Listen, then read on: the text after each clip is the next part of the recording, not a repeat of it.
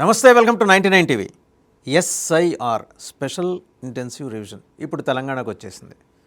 గందరగోళం, సందేహాలు, అనుమానాలు, ఒకళ్ళ మీద ఒకళ్ళకి రాజకీయ పార్టీలు బురద జల్లుకోవటాలు ఇక మొదలవుతుంది. ఇక్కడ కూడా అమ్మో మాయి తీసేస్తున్నారు. ఓ పక్క చూస్తే ఒకే ఇంట్లో 6 నుంచి 8 మంది పిల్లలు. తప్పేం లేదు, కొన్ని చోట్ల ఉంటారు, బహుసంతానులు ఉంటారు. కానీ ఒక చైల్డ్కి ఇంకో చైల్డ్కి మధ్య గ్యాప్ 6 నెలలు 7 నెలలు ఉండటమే ఇక్కడ సందేహాలకు తావిస్తుంది. సో ఇలాంటి లెక్కలు బొక్కలు అన్నీ బయటపడుతున్నాయి. ఇప్పటిదాకా చూస్తే ఒక 70 నుంచి 80 లక్షల ఓట్లు ఇక్కడి నుంచి ఖచ్చితంగా ఈ తెలంగాణ రాష్ట్రం నుంచి తీసి పక్కన పడేయడం జరగచ్చు. కారణం ఏంటంటే, ఒక లెక్క ప్రకారం తెలంగాణ రాష్ట్రంలో సంవత్సరానికి 25,000 మంది మరణాలు 25,000 మరణాలు చోటు చేసుకుంటున్నాయి. రమారమి ఉజ్జాయం ఒక ఏడాది కొంచెం ఎక్కువ కావచ్చు, ఒక రోజు తక్కువ కావచ్చు సగటున. అదే చూస్తే మరి అవి మినహాయించాలి. తర్వాత ఏమో షిఫ్ట్ అయిన వాళ్ళు, తర్వాత డూప్లికేట్స్ ఓటర్సు, ఇవన్నీ కూడా జల్లెడ పడితే మరి ఇక్కడ కూడా 1 కోటి లెక్క తేలొచ్చాం. అసలు ఈ ప్రక్రియ ఏంటి, ఎలా జరుగుతోంది, దీని మీద సమగ్ర విశ్లేషణ చేయడానికి మనతో ఉన్నారు political analyst and senior journalist Suresh Kochatla గారు. సురేష్ గారు నమస్తే. ఒక ఇంట్లో 6 నుంచి 8 మంది తప్పేం లేదంటే ఓల్డ్ సిటీలో ఉంటారు, మామూలే. కానీ మరి 6 నెలల గ్యాప్లో ఎట్లా సాధ్యమవుతుంది? అదొకటే కాదు, నాన్నగారు వాళ్ళ కొడుకు నడిమిట్లో 15 సంవత్సరాల గ్యాపే ఉంది. నాన్నగారు పుట్టిన తర్వాత కొడుకు పుట్టింది 15 సంవత్సరాల తర్వాత. అది ఎట్లయితుందంటే బాల్య వివాహాలు సహజంగా అంటే 15 సంవత్సరాలకా అయి ఉండొచ్చు. అర్థం అంటే అమ్మాయికి ఎంత ఉండాలి? అప్పుడు అమ్మాయి 12 సంవత్సరాలు ఉంటుంది. It's not possible. అది వాళ్ళు చేసిన తప్పులు, జెన్యున్ తప్పులు కూడా ఉండొచ్చు. ఎందుకంటే చదువు లేని వాళ్ళు ఏదో డేట్ ఇస్తారు, ఏదో ఫిలప్ చేస్తారు. ఇప్పుడు దాకా సీరియస్గా ఎక్కువ తీసుకోలేదు మన ఎలక్టరల్ రోల్స్. ఇప్పుడు మీరు చెప్పిన దాని ప్రకారం తెలంగాణలో యావరేజ్ డెత్ రేట్ అరౌండ్ 25,000 మంది ప్రతి సంవత్సరం, 25 నుంచి 30,000. మీరు దాన్ని 24 సంవత్సరాలు అంటే లాస్ట్ జరిగింది 2002లో జరిగింది ఎస్ఐఆర్. ఇప్పుడు మనం 2026లో ఉన్నాం. 24 సంవత్సరాల తర్వాత మీరు అదే యావరేజ్ మల్టిప్లై చేస్తే 55 లక్షల మంది చనిపోయిన వాళ్ళు ఉంటారు. This figure matches with all India level. తమిళనాడులో 1 కోటి లక్షల మందిని తీసేశారు. కోటి మంది ల్యాక్ 1 crore సమ్ 10 lakhs అనుకుంటా అప్రాక్సిమేట్ 1 crore.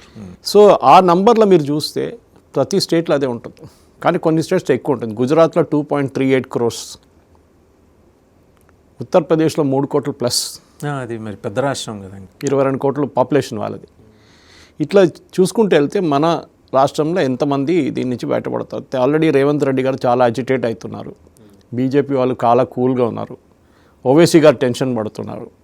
అక్కడే ఎక్కువ టెన్షన్ ఎందుకు పడతారంటే, మీరు ఇల్లీగల్గా ఉన్న ఓటర్స్కి మీరు చేర్చడం మొదలు పెడితే అక్కడే మీకు ప్రాబ్లం వస్తుంది. ఇల్లీగల్ ఒకటే కాదు, ఒకటే పేరు మీద 10 ప్లేసెస్ చోట్ల మీ ఓటు ఉంటుంది. అది కూడా పట్టుకుంటారు ఈజీలీ ఈసారి. సో నా అంచనా ప్రకారం తెలంగాణలో ఇప్పుడు 88 lakh అన్మ్యాప్డ్ ఓటర్స్ ఉన్నారు. అంటే డౌట్ఫుల్. మీ పేరు ఒకటి, 2002లో మీ పేరు ఒకటి ఉండే, ఇప్పుడు ఇంకో పేరు ఉంది.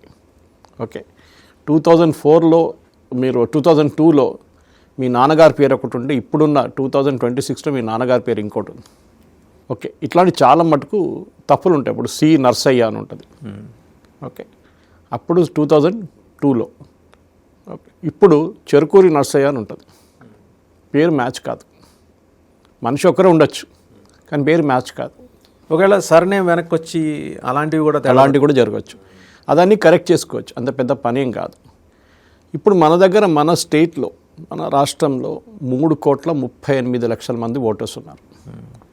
Okay, 17 Lok Sabha segments. ఈ పరిస్థితిలో ఇప్పుడు మీరు రివిజన్ మొదలుపెట్టారు ఇవాళ నుంచి. As we speak, as we're recording this program, ఇవాళ నుంచి మొదలవుతుంది. దీని ఫస్ట్ స్టెప్, దీనికన్నా ముందు వీళ్ళు తీసుకునేది ఏంటంటే మ్యాపింగ్ చేశారు. అంటే 2002 లిస్టులో నేను చెప్పినట్టు వాళ్ళు ఇప్పుడు వాళ్ళ పేరు ఉందా లేదా 2026లో మ్యాచ్ చేశారు. దీంట్లో కొంతమంది మ్యాప్ కాలేదు, కొంత కాదు 88 లక్షల మంది మ్యాప్ కాలేదు. అది కాకుండా కొత్త ఓటర్స్ ఉంటారు. 2002 తర్వాత చాలామంది కోట్లలో ఉంటారు. అప్పుడు ఓటింగ్, ఫర్ ఎగ్జాంపుల్ ఆ టైంలో ఓటింగ్ ఏజ్ 21 ఉండే. అప్పుడు 18 years కనుక తక్కువ ఉన్న వాళ్ళు ఓటు వేయలేదు. వాళ్ళు ఇప్పుడు లిస్టులో ఉన్నారు. ఈ 2026 లిస్టులో వాళ్ళు ఉన్నారు. సో వాళ్ళ నాన్నగారితో మ్యాచింగ్ చేయాల్సి వస్తుంది. ఫస్ట్ ప్రాసెస్ ఏం చేస్తారంటే, మన దగ్గర ఎలక్షన్ కమిషన్ వైపు నుంచి 4 హైరార్కీలు ఉన్నాయి. చీఫ్ ఎలక్టరల్ ఆఫీసర్, ఓకే, దాని తర్వాత district electoral officer, electoral ERO and BLO, booth level officer. ఇది అన్నిటికంటే ఇంపార్టెంట్ ఈ బూత్ లెవెల్ ఆఫీసర్. ఒక బూత్ లెవెల్ ఆఫీసర్ దగ్గర బహుశా 1200 నుంచి కొన్ని కేసెస్లో 800 ఉండొచ్చు, కొన్ని 500 కూడా ఉండొచ్చు. ఈ ఓటర్స్ ప్రీఫిల్డ్ ఫామ్స్ వాళ్ళ దగ్గర ఉంటుంది. ప్రీఫిల్డ్ అంటే 2002లో వాళ్ళ పేరు ఉంది, ఆ ప్రీఫిల్ చేసి మీ ఏ అడ్రస్లో ఉన్నారో ఆ అడ్రస్కి తీసుకొస్తారు. ఇక్కడ ఒక పెద్ద ప్రాబ్లం ఉంది. చాలామంది వాళ్ళు ఇల్లు మార్చుకుని ఉంటారు. 2002లో వాళ్ళు ఇంకో ఓల్డ్ సిటీలో ఉన్న వాళ్ళు ఇప్పుడు హైటెక్ సిటీకి వచ్చి ఉంటారు. అప్పుడు ఏం చేస్తారు, మీ ఓల్డ్ సిటీలో ఏ అడ్రస్ ఉందో అక్కడికే వెళ్తుంది అది. ఎందుకు? మీరు మీ ఎలక్ట్రల్ డేటా మార్చుకోలేదు. ఫామ్ 8 అనే ఒక ఫామ్ ఉంది, చాలామంది మన దగ్గర చేయరు. మన ఊర్లలో పెట్టుకుంటాం ఫామ్, అది తప్పు.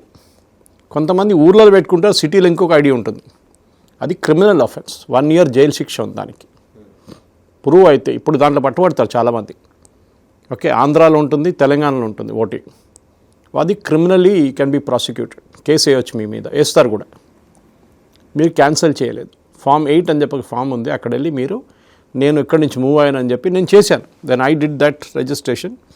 ఈవెన్ లాస్ట్ 2014 ఎలక్షన్ టైంలో నేను పెబుల్ సిటీ లాంటిది, మన గోదావరి హోమ్స్ అని చెప్పాడు ఇక్కడ మన కొంపల్లి దగ్గర, పెబుల్ సిటీ పీరాంచెరువు దగ్గర, ఇక్కడ అన్నీ తెలిసి నేను ఆల్మోస్ట్ 6600 మందిని రిజిస్టర్ చేశాను. నేను దానికోసం స్పెషల్ పర్మిషన్ తీసుకోవాల్సి వచ్చింది. ఎందుకంటే మీ ఒకటే ఐడి నుంచి, ఒకటే ఐపీ అడ్రస్ నుంచి 6000 ఫామ్స్ పోతే వాళ్ళకి డౌట్ వస్తుంది. నేచురల్లీ. అప్పుడు బన్వాలా గారు ఉన్నారు కమిషనర్, ఆయన సెక్రటరీలో వెళ్ళి కలిసి ఇట్లా చెప్పాం, సార్ మేము ఇట్లా వాలంటరీగా చేస్తున్నాం, 10-20 మంది ఉన్నాం. ఈ said very good, excellent move, మీరు పని చేయండి, మా దగ్గర ఒక ఐటీ ఇన్ఛార్జ్ ఉన్నారు, ఆయనకి మీ ఐపీ అడ్రస్ ఇచ్చేయండి, he will ensure that your IP will not get blocked. ఇప్పుడు ప్రతి బూత్ లెవెల్ ఆఫీసర్తో బూత్ లెవెల్ ఏజెంట్లు ఉంటారు. ఇది ప్రతి పొలిటికల్ పార్టీలో. హైదరాబాద్ డిస్ట్రిక్ట్లో నాకు మన మల్కాజిగిరి మెడ్చల్ తెలియదు, కానీ సైబరాబాద్ డీటెయిల్స్ తెలియదు, కానీ హైదరాబాద్ సిటీలో 10,000 మంది బిఎల్ఏస్ అపాయింట్ చేశారు. అది బీఆర్ఎస్ ఉండొచ్చు, బీజేపీ ఉండొచ్చు, బీఎస్పీ ఉండొచ్చు. I think 12 registered political parties ఉన్నాయి. వాళ్ళ ఏజెంట్స్ని రిజిస్టర్, వాళ్ళకు కూడా ట్రైనింగ్ ఇచ్చారు. వాళ్ళు యూజువల్లీ ఏం చేస్తారంటే ఈ బూత్ లెవెల్ ఆఫీసర్ ఇవాళ నుంచి, దట్ ఈస్ 25th జూన్ నుంచి 24th జూలై దాకా 3 సార్లు ఒక ఇంటికి వెళ్తారు. ఓకే, వెళ్ళి మీకు ఫస్ట్ మీకు ఫామ్ ఇస్తారు. మీరు ఇంట్లో ఉంటే మీ వాళ్ళు ఎవరైనా ఉంటే వాళ్ళకి ఆ ఫామ్ ఇచ్చేస్తారు. అంటే 2002లో మీరున్నారు ఈ ఫామ్లో, ఈ డీటెయిల్స్. ఓకే, ప్రింటెడ్ ఉంటుంది దానిపైన అడ్రస్. అప్పుడు మీరు అడగొచ్చు, నేను 2024లో ఉన్నాను, నేను అప్పుడు నా 2002లో నేను లేను కదా అంటే, మీకు ఆ ఫామ్లో you will be given another form where you can fill up the details. Okay, దాంతో మీ నాన్నగారు అమ్మగారు డీటెయిల్స్ ఇవ్వాలి వస్తుంది. వాళ్ళు 2002లో ఎక్కడున్నారు అంటే వాళ్ళ పేరు అట్లీస్ట్, వాళ్ళ ఎపిక్ నెంబర్ ఉంటే ఎపిక్ నెంబర్. యాక్చువల్లీ ఈ డీటెయిల్స్ అన్నీ బిఎల్ఓ దగ్గర ఉంటుంది. 2002 డీటెయిల్స్ ఉంది. ఈవెన్ మన దగ్గర కూడా నేను ఇవాళ పొద్దున, ఎందుకంటే నాకు ట్రిమల్గిరి దొరకట్లేదు, నేను ఆ టైంలో ట్రిమల్గిరిలో ఉన్నాను. 2003లో అల్వాల్కి షిఫ్ట్ అయ్యాను నేను, జస్ట్ ప్రాసెస్ తర్వాత. అప్పుడు ఎస్ఐఆర్ జరగలేదు, నాకైతే గుర్తుంది ఎస్ఐఆర్ అని ప్రాసెస్ జరగలేదు, ఎవరి ఇంటికి కూడా రాలేదు. సో బహుశా అంత సీరియస్గా తీసుకోలేదు ఆ టైంలో ఎస్ఐఆర్ ప్రాసెస్. ఎందుకంటే నేను బెంగళూరు నుంచి హైదరాబాద్ తిరిగి వచ్చింది 1992లో, కానీ నథింగ్ హ్యాపెండ్. నాకు తెలియదు మీ దగ్గర కూడా జరిగిందో లేదో, మీరు అప్పుడు ఇక్కడ ఉన్నారో హైదరాబాద్లో ఉన్నారు. కానీ the process is like this. ఇప్పుడు అదంతా పాతదంతా మర్చిపోతుంది. సో నౌ మీకు ఫామ్ వస్తుందా లేదా, ఫామ్ వచ్చి మీరు ఫిలప్ చేయాల్సి వస్తుంది. హైదరాబాద్ డిస్ట్రిక్ట్ 15 కాన్స్టిట్యున్సీ హైదరాబాద్ డిస్ట్రిక్ట్లో ఇంగ్లీష్లో ఉంది ఫామ్ అంతా, విచ్ ఈజ్ ఐరానికల్. ఎందుకంటే అది ఇంగ్లీష్లో ఉండాల్సింది మెడికల్ మల్కాజిగిరి అండ్ సైబరాబాద్లో ఉండాలి. అక్కడ మ్యాక్సిమం నాన్ తెలుగు స్పీకింగ్ ఉన్నారు, కానీ అక్కడ తెలుగు పెట్టి ఇక్కడ ఇంగ్లీష్ పెట్టారు, విచ్ ఈజ్ ఐరానికల్. మీరు ఓల్డ్ సిటీలో వెళ్ళి ఇంగ్లీష్ ఫామ్లు ఇస్తే మళ్ళీ ప్రాబ్లం అవుతుంది మీకు. తెలుగు అన్నా ఉండాలి, ఉర్దూ అని ఉండాలి అక్కడ. ఇది జరిగింది. లేదు, ఒకటే లాంగ్వేజ్ పెట్టొచ్చు, you cannot put 2 languages, either Telugu or English. అది కానీ you cannot put either or all also. మీరు ఒక కాన్స్టిట్యున్సీ అంటే ఒక డిస్ట్రిక్ట్కి ఒకటే లాంగ్వేజ్ అన్నమాట. అది ఎవరు డిసైడ్ చేస్తారండి? అది ఎలక్షన్ కమిషన్ డిసైడ్ చేశారు, పొలిటికల్ పార్టీస్ రిక్వెస్ట్ చేశారు, కన్సిడరేషన్లో తీసుకోవాలి. ఇప్పుడు హైదరాబాద్ లాంటి సిటీలో ఇంగ్లీష్ పెట్టే అదే పొలిటికల్ పార్టీస్ రిక్వెస్ట్ చేశారంట. హైదరాబాద్లో చాలామంది బయట నుంచి వచ్చిన వాళ్ళు ఉన్నారంట, అది తప్పు. హైదరాబాద్లో కాదు, చుట్టుపక్కల డిస్ట్రిక్ట్స్లో హైదరాబాదీస్ ఉంటారు అదే అంటారా. సో ఎనీవే అది ఎలక్షన్ కమిషన్ ప్రాబ్లం. కానీ మీకు డౌట్ ఉంటే, మీకు ఆ భాష రాకపోతే you can take the help of the BLO. BLO నేను చెప్పినట్లు 3 సార్లు వెళ్తారు. ఫస్ట్ టైం మీ ఫామ్ తీసుకొచ్చి మీకు ఇస్తారు, రెండోసారి మీతో కూర్చొని ఫామ్ ఫిలప్ చేస్తారు. మీకు డౌట్ ఉంటే పెన్సిల్తో ఫిలప్ చేయండి ఫస్ట్, మీకు మళ్ళీ ఫామ్ ఇవ్వరు. Okay, so if you have a doubt మీరు పెన్సిల్తో డీటెయిల్స్ ఎంటర్ చేయండి. ఎందుకంటే దాని తర్వాత వాళ్ళు వచ్చి మీ దగ్గర కూర్చున్నప్పుడు మీరు ఒకసారి అడగొచ్చు, వాళ్ళు చెప్తే ఇది కాదు ఇట్లా ఫిలప్ చేయకుండా ఇట్లా చేయాలంటే మీరు కరెక్ట్ చేసుకోవచ్చు. ఇప్పుడు మీరు 2002 తర్వాత మీరు ఫస్ట్ టైం మీరు రిజిస్టర్ చేస్తున్నారు, ఎస్ఐఆర్ తర్వాత జరిగిన దాంట్లో మీరు there is a thing called progeny mapping. మీ అమ్మగారు నాన్నగారితో మిమ్మల్ని మ్యాచ్ చేస్తారు. అంటే 2026 లిస్టులో మీరు ఉన్నారు, 2002లో లిస్టులో మీరు లేరు.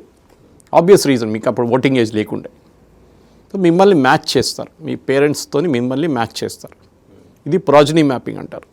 ఇప్పుడు మీ దగ్గర వచ్చి ఫామ్ ఫిలప్ చేసి తీసుకుని వెళ్ళిన తర్వాత దాన్ని వీళ్ళు మ్యాచ్ చేస్తారు. వెళ్ళే ముందు వీళ్ళు మీకు ఒకసారి వాళ్ళకి డౌట్ వస్తే వాళ్ళు డ్రాఫ్ట్ ఎలక్టరల్ రోల్లో మీ పేరు వస్తుంది, కానీ వాళ్ళకి డౌట్ ఉంటే ఒక నోటీస్ ఇష్యూ చేస్తారు.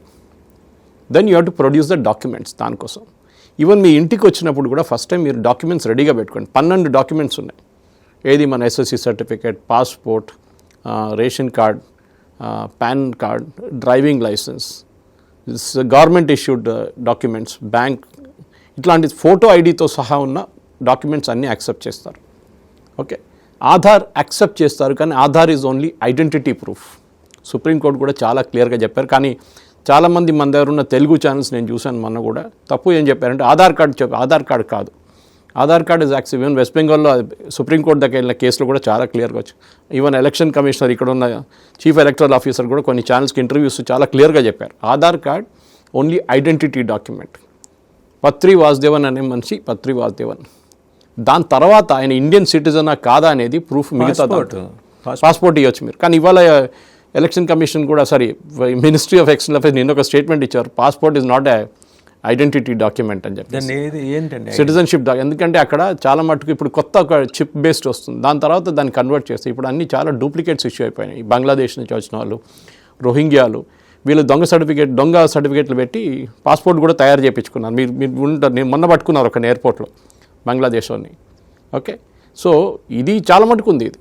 సో దానికోసం వాళ్ళంటే it is not a citizenship proof. So they are ఏంటి ఇంకా అదర్ చాలా ఉన్నాయి. మీ సర్టిఫికేట్ ఉంటుంది, మీ 10th క్లాస్ సర్టిఫికేట్ ఉంటుంది, అయిపోయినాయి అనుకోండి పరిస్థితి. మీకు డ్రైవింగ్ లైసెన్స్ ఉంటుంది, డ్రైవింగ్ లైసెన్స్ ఉంది, మీ పాన్ కార్డు ఉంటుంది, పాన్ కార్డు చాలు. పాన్ కార్డు ఓకే చేస్తారా? ఓకే, బికాస్ మీ అడ్రస్ ప్రూఫ్ ఇక్కడ ఉంది, దాంతో మ్యాచ్ చేస్తారన్న. Okay okay, but they are accepting passport as of passport problem లేదు. ఇదొక క్లారిఫికేషన్, నిన్న ఎవరో ఆర్టీఐ పెడితే క్లారిఫికేషన్ ఇచ్చారు, టెక్నికల్ క్లారిఫికేషన్ అది. ఎనీవే దానికి దీనికి సంబంధం లేదు. ఇప్పుడున్న ప్రాసెస్ చాలా సింపుల్. నాకు ఇందాక మీరు చెప్తున్నప్పుడు ఒక డౌట్ వచ్చింది. ఇప్పుడు 2 రాష్ట్రాల్లో ఓటు హక్కు ఉంటుంది, ఇదివరకు ఉండేది. కరెక్ట్. సో అప్పుడు ఎక్కడో చేసుకొని తర్వాత ఉద్యోగరీత్యా వేరే స్టేట్కి వెళ్ళిపోతారు. ఇప్పుడు ఆంధ్ర నుంచి హైదరాబాద్ వచ్చి ఉంటారు, తెలంగాణ. ఇప్పుడు అక్కడికి వెళ్ళి Form 8 సబ్మిట్ చేయడం అనేది సాధ్యం కాదు. ఆన్లైన్ చేయొచ్చు. ఆన్లైన్ చేయొచ్చా? Then Form 8 is available online mostly. చాలా మంది నేను చేశాను, నేను move from Trimulgherry to Alwal, నేను క్యాన్సిల్ చేశాను నాది. కానీ అన్ఫార్చునేట్లీ వీళ్ళు క్యాన్సిల్ చేయలేదు మండల్ ఆఫీస్, నేనే వెళ్ళి మళ్ళీ ఫిజికలీ చేయించాను. ఫిజికల్గా వెళ్ళటం అంటే అందరికి సాధ్యం కాదు, బట్ Form 8 చేయొచ్చు. చేసి మీ ద్వారా ఒక స్క్రీన్ షాట్ పెట్టుకుంటే వాళ్ళు వచ్చినట్టు చూపించచ్చు, నేను చేశాను చూడండి అని చెప్పేసి. చాలామంది చేయరు, ఎందుకంటే మన దగ్గర ఉన్న ఒక మిస్నామర్ ఏంటంటే మా ఊర్లో మా ఓటింగ్ ఉంది, నేను సిటీలో ఉన్నాను. రూల్ ఏంటంటే మీరు లాస్ట్ 6 నెలలు ఎక్కడ ఉన్నారో అక్కడే మీరు ఓట్ చేయాలి, అదొక రూల్ ఉంది. కానీ అంత స్ట్రిక్ట్గా ఎలక్షన్ కమిషన్ దాన్ని పాటించరు. సో ఇప్పుడు ఫస్ట్ స్టెప్ కన్ఫ్యూజన్ అవాయిడ్ చేయడానికి సింపుల్, మీ ఇంటికి బిఎల్ఓ వస్తారు, మీకు ఫామ్ ఇస్తారు. అప్పుడు మీరు వాళ్ళ దగ్గర ఉన్న డౌట్లన్నీ అడగవచ్చు. మా పిల్లలు 2 ఉన్నారండి, ఆ టైంలో వాళ్ళు ఓట్ వేయలేదు, ఇప్పుడు వాళ్ళు ఓట్ లిస్టులో ఉంటే వాళ్ళ ఓటింగ్ 2002 అండ్ 2026 2 మ్యాచ్ చేసి చూస్తారు. నాన్నగారి పేరు మ్యాచ్ అవుతుంది, అమ్మగారి పేరు మ్యాచ్ అవుతుంది, ఓకే, ప్రాజనీ మ్యాపింగ్ అయిపోయింది. సో మీరేం చేయాలి, మీ నాన్నగారు అమ్మగారిది డీటెయిల్స్ ఫిలప్ చేయాల్సి వస్తుంది. సో రైట్ సైడ్ ఒక ఫామ్ ఉంటుంది, లెఫ్ట్ సైడ్లో కొన్ని డీటెయిల్స్ ఉంటుంది. ఇదన్నీ వాళ్ళు ఎక్స్ప్లెయిన్ చేస్తారు మీకు. నేను అది మళ్ళీ అదే పాట అంటున్నాను, మీరు పెన్తో ఫిలప్ చేయకండి, పెన్సిల్తో ఫస్ట్ ఫిలప్ చేయండి. There are 2 forms will be given to you. One is an acknowledgement, మీ ఒరిజినల్ ఫామ్ వాళ్ళు తీసుకుంటారు, యాక్సెప్ట్ చేసిన ఫామ్ని అక్నాలెడ్జ్ చేసి మీకు ఇచ్చేస్తారు.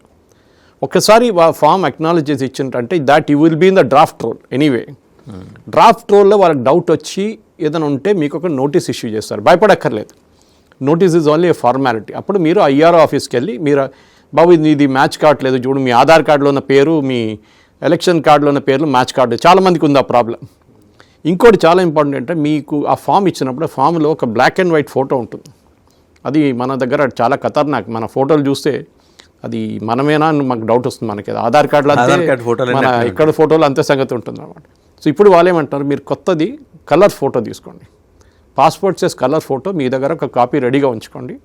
వాళ్ళు ఫామ్ తీసుకున్నప్పుడు ఆ ఫామ్లో అది అంటించాలి, పిన్ చేయకూడదు. You to stick it. And వాళ్ళు సెకండ్ టైం వచ్చినప్పుడు మీరు వాళ్ళ దగ్గర అడగవచ్చు. అండ్ వాళ్ళకి చాలా మంచిగా ట్రైనింగ్ ఇచ్చారు దట్ యూ హ్యావ్ టు, ఎంత డౌట్స్ ఉన్నా మీరు క్లారిఫై చేయాలి, మీరు అరగెంట్గా బిహేవ్ చేయకూడదు అని చెప్పారు. వాళ్ళకి చేస్తారు కూడా. బహుశా మాకు నా దగ్గర బిఎల్ఓ దించి నాకు ఒక 25 రోజుల ముందు కాల్ వచ్చింది, సార్ మీ నేమ్ ఉంది 2002 రోల్స్, నాకు కనిపించలేదు, ఆమె కనిపిస్తుందంట, ఎక్కడ ఉందో తెలియదు. కానీ నా 2003లో నాది తిరుమలగిరి కంటోన్మెంట్, సికింద్రాబాద్ కంటోన్మెంట్లో నా పేరు ఉంది, నా ఐడి కార్డు, నాది పాత ఎపిక్ నెంబర్ కూడా ఉంది, నాది అది నాకు పెట్టుకున్నాను. కొత్త ఎపిక్ కార్డు అల్వాల్లో ఉంది, అల్వాల్లో మల్కాజిగిరి కాన్స్టిట్యున్సీలో వస్తుంది అనమాట. Obviously she has mapped these two. And ఆమె ఫోన్ చేసి చెప్పింది, సార్ మీ ఇప్పుడున్న ఎపిక్ నెంబర్ ఒకసారి పంపిస్తారంటే నేను స్కాన్ చేసి పంపించాను ఆమెకి. దాని తర్వాత ఆమె నాకు ఫోన్ చేయలేదు, బహుశా ఇప్పుడు వస్తుందేమో ఇంటికి, ఇంకా వచ్చి ఫామ్స్ ఇస్తారు. సో మీ ఇంటికి వస్తారు, ఫామ్ ఇస్తారు, దట్స్ అ ఫస్ట్ స్టెప్. మీరు 12 డాక్యుమెంట్ ఒక లిస్ట్ ఉంటుంది, బహుశా మన ఈ వీడియో డిస్క్రిప్షన్లో లింక్ వేయవచ్చు కావాలంటే, ఉంటే వేసిస్తే ఆ ఫామ్స్ మీరు ఆ 12 డాక్యుమెంట్లు ఏదైనా ఒక డాక్యుమెంట్ తీసి మీద రెడీగా పెట్టుకోండి. జెరాక్స్ కాపీ తీయక్కర్లేదు, మీరు ఒట్టి వాళ్ళు వచ్చినప్పుడు చూపించడానికి పెట్టుకోవాలి అది. దాని తర్వాత అది పోయిన తర్వాత జూలై 24కి ఇది క్లోజ్ అవుతుంది, ఎస్ఐఆర్ ప్రాసెస్ క్లోజ్ అవుతుంది. జూలై 26, 28 లోపల there will be a draft rule that will be published, first draft rule. దాంట్లో మీ పేరు ఉంటుందా లేదా, మోస్ట్లీ ఉంటుంది, మీరు ఫామ్ ఫిలప్ చేస్తే ఉంటుంది.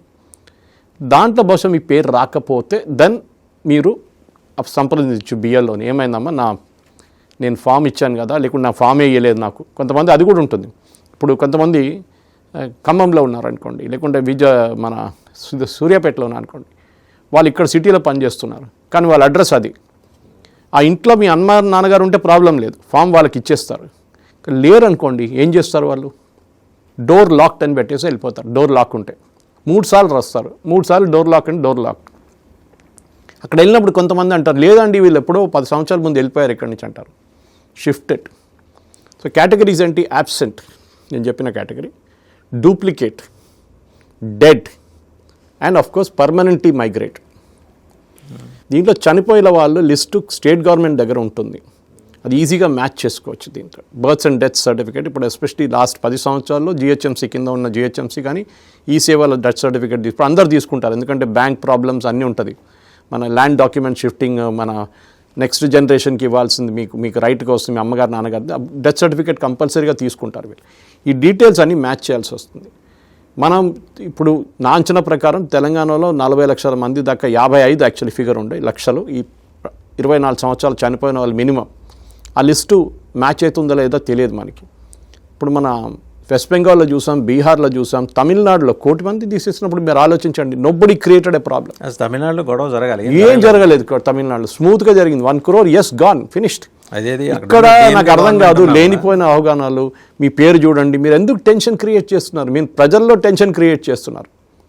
నేను రేవంత్ రెడ్డి గారు అదే చెప్పాలనుకుంటా, ప్లీజ్ డోంట్ క్రియేట్ టెన్షన్, ఏం ప్రాబ్లం లేదు, చూసుకోవాలి, అందరు కేర్ఫుల్ ఉండాలి, పేర్లు తీసేస్తారు, ఎందుకు ఇదంతా. ఈవెన్ ఓవైసీ కూడా అంతే. ఓకే, మీరు అన్నారు బీహార్లో వెస్ట్ బెంగాల్ ఇల్లీగల్గా తీసారు, ఎట్లా ఇల్లీగల్గా తీశారండి, సుప్రీంకోర్టుకి వెళ్ళారు కదా, supreme court sir it is legally done. మళ్ళీ మీరు ఇల్లీగల్ అంటే మీరు సుప్రీంకోర్టు జడ్జ్మెంట్ని మీరు వైలేట్ చేస్తున్నారు, కంటెంప్ట్ ఆఫ్ కోర్ట్ అది. Okay, anyway that's a separate subject. ఇప్పుడున్న దాని ప్రకారం ఇది ఫస్ట్ స్టెప్లో చేయాల్సింది. ఓకే, దీంట్లో మెయిన్లీ బిఎల్ఓ రోల్ చాలా ఇంపార్టెంట్.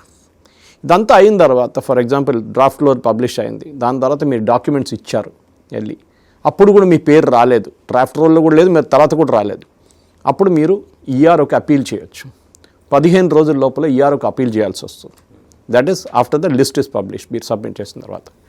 ఆయన కూడా ఏం స్టెప్ తీసుకోకపోతే మీరు సిఈఓకి అపీల్ చేయొచ్చు, అంటే chief electoral officer Telangana.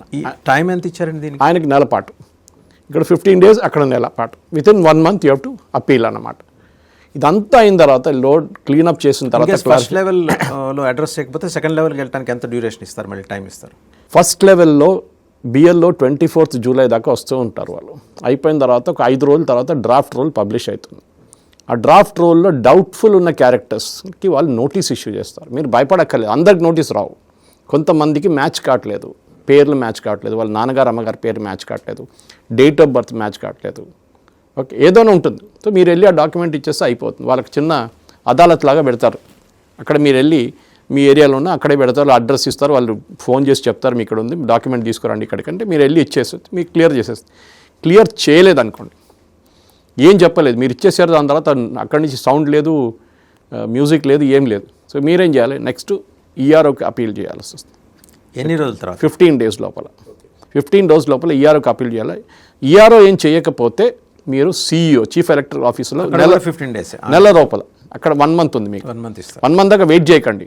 Okay, don't wait for 15 days and don't wait for 1 month. ఇమీడియట్గా నెక్స్ట్ 2-3 days మీరు అఫ్కోర్స్ ఉద్యోగం చేస్తుంటే మీకు బిజీ ఉంటే మీరు ఆ వీకెండ్ వెళ్ళొచ్చు. వీళ్ళు సండే కూడా పెడతారు, వీళ్ళు వాళ్ళకి హాలిడే ఉండదు, సాటర్డే సండే అని. ఇంకా ఎలక్షన్ ఈ election process is over. Final ఇదంతా అయిపోయిన తర్వాత, కంప్లీట్ క్లీనప్ అయిపోయిన తర్వాత, ఎందుకంటే దీని మీద ప్రెషర్ ఎవరు పెడతారు, బిఎల్ఏలు పెడతారు. ఓకే, ఏజెంట్లు. వాళ్ళ ఇప్పుడు రేవంత్ రెడ్డి టార్గెట్ ఇచ్చేసాడు, ఎవరు పోకూడదు లిస్ట్ నుంచి. అంటే చనిపోయిన వాళ్ళని మీరు పిలుచుకొని తీసుకొచ్చి మళ్ళీ ఓటేపిస్తారు, చేయలేరు మీరు. అది పర్మనెంట్లీ మైగ్రేటెడ్, అటు బాంబేలో సెటిల్ అయిపోయాడు, ఇల్లు అక్కడ ఫ్లాట్ కొనుక్కున్నాడు, అంతా అయిపోయింది. మీరు వాన్ తీసుకొచ్చి ఇక్కడ పెడతారు? కాదు.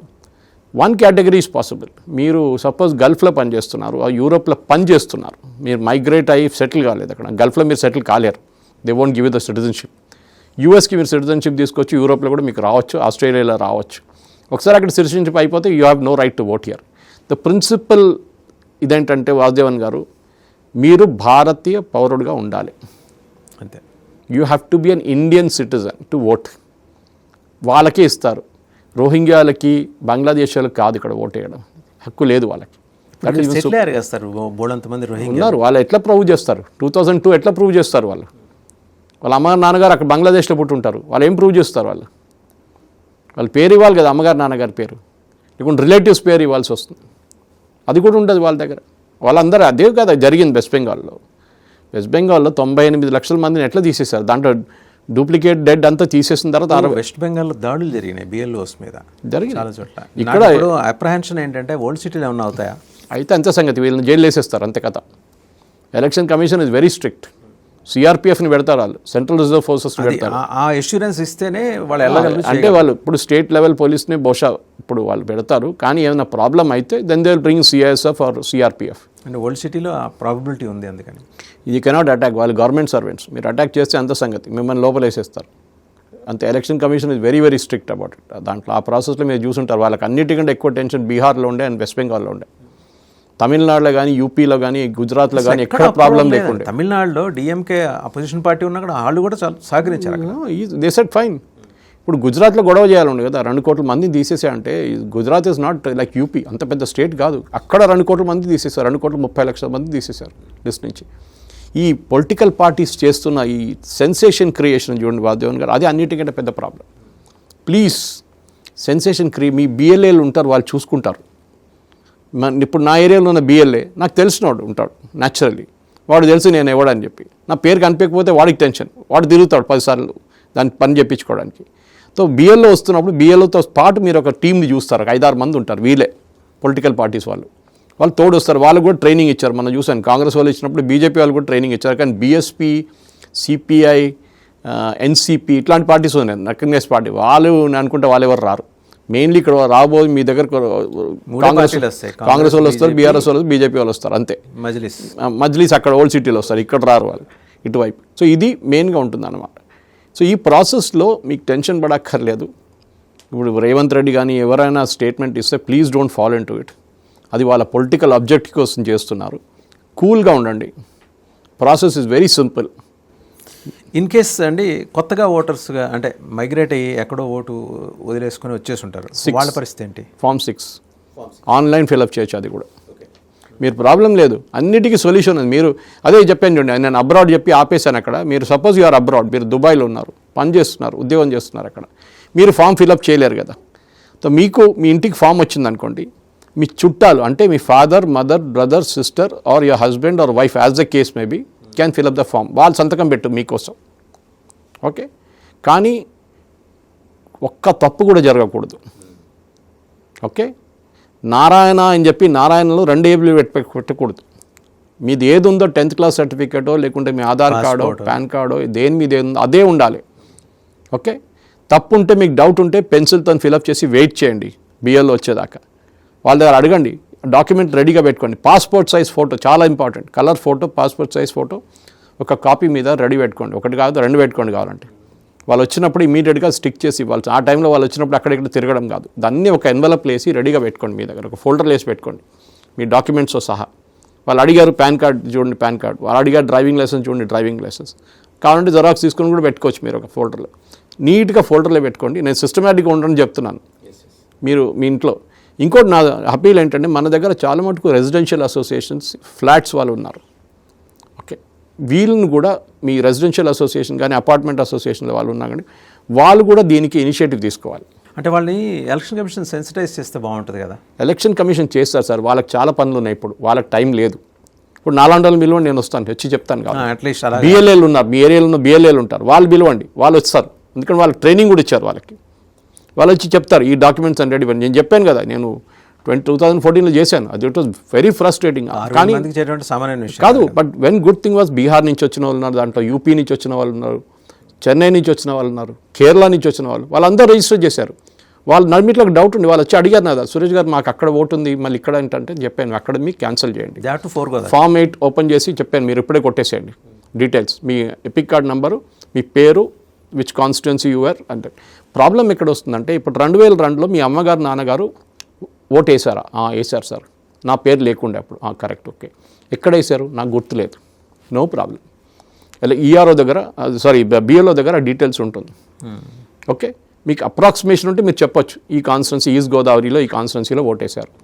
ఓకే, వాళ్ళు మ్యాచ్ చేస్తారు. ఓకే, ఉందా లేదు, వాళ్ళ దగ్గర మొత్తం డీటెయిల్స్ హార్డ్ కాపీలో ఉంటుంది, సాఫ్ట్ కాపీ ఫార్మాట్లో ఉంటుంది. మీరు అది గుర్తుపెట్టుకోండి. కానీ ఆ టైంలో మీరు ముందే అడిగి పెట్టుకోండి డీటెయిల్స్. అమ్మగారు నాన్నగారి దగ్గర వాళ్ళు బతుకుంటే, వాళ్ళు లేనప్పుడు మీ కెనాట్ గెస్ వాళ్ళు ఎక్కడ ఓటేశారని చెప్పేసి. బహుశా మీ అంకుల్ని ఎవరిని అడగవచ్చు, అరే మా అప్పుడు నాన్నగారు ఎక్కడ ఓటేశారు, అమ్మగారు ఎక్కడ ఓటేశారని గుర్తుపెట్టుకో. If they're alive you can easily ఆస్తాం. ప్రాబ్లం వాళ్ళకి గుర్తుంటుంది, వాళ్ళ మెమరీ మనకన్నా బాగుంటుంది. ఓకే, కానీ మనం అర్థం చేసుకోవాల్సింది అంటే, ఈ డీటెయిల్స్ ముందే రెడీగా పెట్టుకోండి. మీరు 2002లో మీరు ఓటేసా అంటే ప్రాబ్లం లేదు, మీ పేరు ఉందంటే ఇట్ విల్ గెట్ క్లియర్. అప్పుడు మీ ఏజ్ మినిమం 40 ఉంటుంది ఆ టైంలో. అంటే మీరు 21 క్రాస్ చేసి ఉంటారు. ఇప్పుడు మీరు 26కి వచ్చినప్పుడు యూఆర్ 40+ నౌ అనమాట ఏజ్. సో ప్రాబ్లం లేదు. కానీ మీ పిల్లలు పుట్టలేదు అప్పుడు, లేకుంటే వాళ్ళు పుట్టినప్పుడు వాళ్ళు దే ఆర్ నాట్ క్రాస్ 21 అంటే వాళ్ళని మీరు మ్యాచ్ చేయాల్సి వస్తుంది. సో పిల్లలు వాళ్ళ ఫాదర్ మదర్ పేరు ఇచ్చి, ఆ డీటెయిల్స్ ఇచ్చి దాంతో సహా మ్యాచ్ చేయాల్సి వస్తుంది. They will have to do a progeny mapping. Okay, ఇప్పుడు ఈ 88 lakhs అన్మ్యాప్డ్ ఓటర్స్ అనగానే మళ్ళీ ఓల్డ్ సిటీలో మొదలైంది Owaisi. Unmapped voters is nothing. నేను చెప్పాను చూడండి, ఈ కారణాలు ఉన్నాయి చూడండి లెజిబుల్గా. మీ అంచనా ప్రకారం, మీ ఎస్టిమేషన్ ప్రకారం ఉజ్జాయింపుగా ఓల్డ్ సిటీ నుంచి ఎన్ని ఓట్లు ఎగిరిపోవచ్చు?